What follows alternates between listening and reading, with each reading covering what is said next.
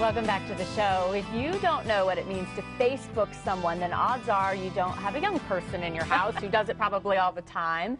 There's MySpace and Facebook, and they're both super popular these days. They're social networks that allow you to post information about yourself online.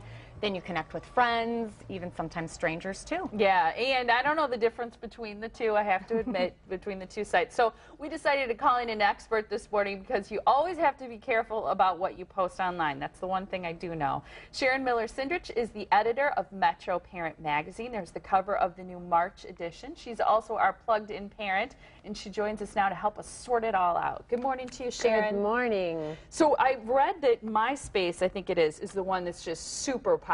I mean, it's just huge. They do like ratings now of social networks, and it's just off the charts. MySpace has been around a little bit longer and been more available, and there are 200 million profiles on MySpace. So yes, it is much bigger, but Facebook is coming up, and they've become more popular. They started as an on-campus kind of directory, so you had to have a university email address to belong to Facebook, but then they opened it up to everyone, and they're at about 30 million profiles, and they're growing really, really fast. So, and are they the same? What's the difference between the two? Well, they're both social networks, meaning that you can post information about yourself, photos, and connect with friends and people you don't know. So, and that's part of a social network is actually meeting other people and connecting on interests and similarities. So they are similar in that way, but they function a little bit differently, and there are some differences that parents should know about. One of the things is that the age requirements for each of those communities are different. So for Facebook, that community's age requirement is 13, while MySpace is 14. And even though there's just a little bit difference, it's important that parents encourage kids to be honest about their age, because that's part of being a social network. We want to remember that you want to connect with people that are your same age and in your kind of group. Mm-hmm. Is that the only difference? Because that doesn't seem like a very big difference to well, me. It isn't a big difference, but no, there are other differences. Obviously, the size is a difference. One of the main differences between the two is that MySpace is a lot more flexible and has a lot more creative components, and this is what really draws kids. You can add music and blogs, you can add wallpaper and artwork. It's easier to do, and it's easier to personalize. Facebook is a little more sterile, and if you go in there, it's very easy to use, but you can't necessarily put your same kind of fingerprint on it, and the creative part really appeals to kids. It's more limited that way. It is. I'm curious as to what your advice to parents is who are leery of this, because I think that this is the way socializing for kids and for young adults, and maybe even eventually us, that's where it's going. I mean, it's not going to stop anytime soon. It absolutely is, and my advice is to allow your child to do it if they are the appropriate age, to follow the rules of that community, because being a part of a community, you have a responsibility to follow the rules, and the more that people that do and enforce those, the better community that is.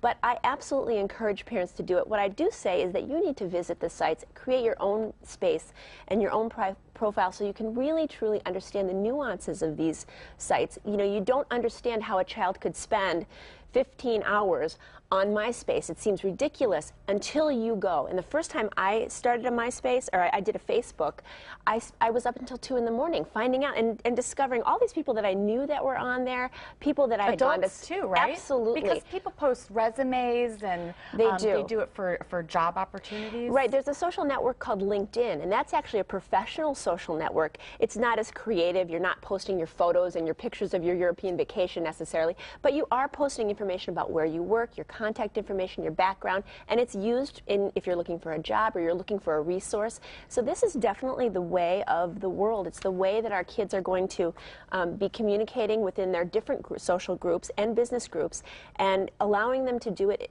when they're younger and supervising them and being a part of that so that you can kind of apply your own family values and guide them. That's your opportunity. They're going to be doing it once they get to college for sure. So allowing them to do it and being able to watch, I really recommend that you be a part of that network, require that you're a buddy, or that let them know, because just letting them know that you're around and you understand how this works will really kind of help them know that they're being supervised. And to do it responsibly. Yes. I think two issues, and I know that it's now scientifically being studied, the issue of privacy and safety. I also read that 61% of 13 to 17-year-olds have a personal profile on a social network. So it's prevalent. Most kids, Absolutely. the majority of kids are on it, and 14% have met someone face-to-face who they only met online. Right. So, you know, a lot of parents out there, when you say, I suggest, you know, you let them use it if Right. they're of age, people are going to wonder, can they lie about their age? And what about safety and privacy? They absolutely can lie about their age. It's illegal to collect private information on a minor. So when it asks you for your age, it's very easy to put that you were born at a different age. There's no way to check that because children don't have a mortgage, they don't have a credit card, and you can't collect private information. And a lot of children do.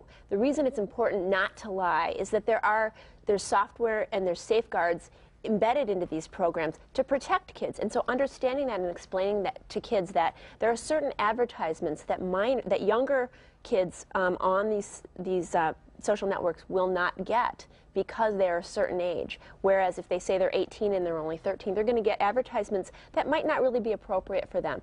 Also, there are certain programs put in so that older people cannot contact younger people as easily. And so those are really important for parents to understand. And then just to reinforce all of those privacy lessons we want to teach our children, whether they're emailing or instant messaging or being a part of a social network, that you need to really stay private and remember that anything you put out there is out there forever, and it's out there to the public, whether you've got safeguards or not. There are ways that that information can get out. And Sharon, you wrote about all of this in this month's edition in Metro Parent Magazine. So for more information, you can read it there, or you can go to her website, pluggedinparent.com.